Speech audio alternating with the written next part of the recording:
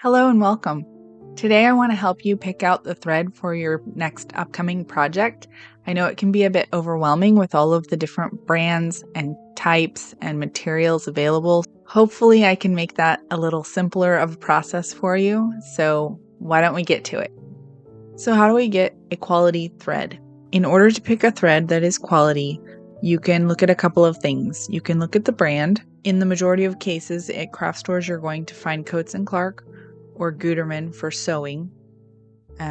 You'll also find Sulky for more of the embroidery threads, but those are not good for actual sewing like garments and upholstery. If you're shopping online, there are a lot of different brands to choose from, so you can look at reviews for the different brands and find out what people are saying about them. That may help you to get a good idea. You can also look at the age of the company. Gutermann and Coats & Clark are both over 100 years old, so they've been around a long time. They're probably a pretty decent thread by most people's standards. And then there's the thread itself that you can look at. So if you have the thread in front of you, you can look and see, is there fraying present, or do you see a lot of fibers sticking out? If you see fraying or tons of fibers, and I'm talking tons because everything, because it's made of small fibers, all of your thread is going to have some fibers sticking out. But the less fibers, the better, because that means it's better wound and it's not gonna break under stress. So those are the things you want to look at to pick your quality. What type of thread do you need? To get that answer, you're going to look at your project itself. What is your project? That is your first question. What is your material that you're going to use for your project? And what will it be used for once it's done? So if you are sewing something, for instance, clothing-wise, you're going to want an all-purpose thread. That will generally cover any clothing items that you make. If you're going to sew something such as upholstery, for instance, I'm making some covers for some patio furniture for somebody, I'm going to need upholstery thread for that, or at least a heavy-duty thread, depending on the material. If the material is thin enough upholstery material, you can get away with just heavy thread. You don't have to go with the upholstery thickness. If you're going to embroider something or you're going to need decorative stitches, you will need the corresponding thread for that. If you're going to put on a button, you're probably going to want some button twist. So you're going to want to look at your project, and depending on what part of the project is, you're going to need the corresponding thread. So next we're going to look at the material content of our thread. So the different thread types come in different materials. You can get all-purpose thread that is 100% polyester. You can also get all-purpose thread that is 100% cotton. The way you determine what you're going to use would have to do with the material that you're sewing with. If you are sewing something that is 100% polyester material, you always want to use a polyester thread. If you are sewing something that is a natural-based material, for good practice, you would want to use a corresponding thread. However, that is more of a personal choice, I feel like. I sew a lot. I make a lot of clothing, and when I make these clothes, I almost always use the polyester thread because it does not create as much fuzz in the machine, so there's less to clean out later. So something you also want to know when you are picking out your material or your thread material, the different brands use different color coding for their thread types. So for instance, this is a all-purpose thread, but it is 100% cotton. So the spool is yellow. Same brand, all-purpose thread, but this is polyester, so the spool is white. Now, if you look at Gutermann, their silk thread comes on a blue spool. Their all-purpose polyester thread comes on a yellowish or off-white color spool for the smaller spools.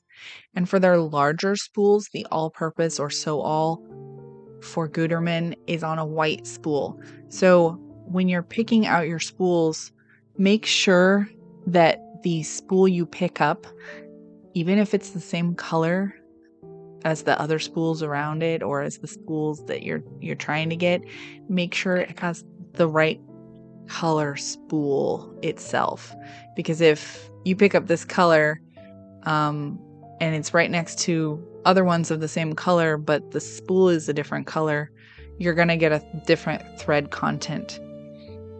So just double check those, make sure you're picking up the right one when you go to the store to pick out your thread. Picking out our colors, that's our next step. So to pick out your colors, you're generally going to want a thread that does not stand out against your fabric. That doesn't necessarily mean that it's 100% the same color as your fabric. So you can take a swatch of your fabric, or if you're there at the store buying your fabric at the same time, you can just take it over there to the thread and just lay the strands across your fabric and see which one is least noticeable if you don't have a direct color match.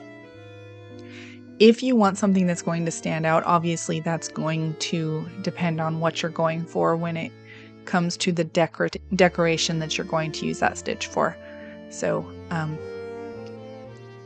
it is your choice. So does brand matter?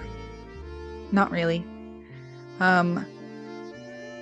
It's really a personal choice what threads that you like better, how they work in your machine. I'm not going to pick a fight with anybody over their preference of thread brand. And frankly, if you're trying to learn how to sew on YouTube, you may not want to spend a lot of money for a really expensive brand, even if it is better, because you can get the job done with a cheaper one. So you can shop anywhere you'd like for your thread and pick out whatever brand you like.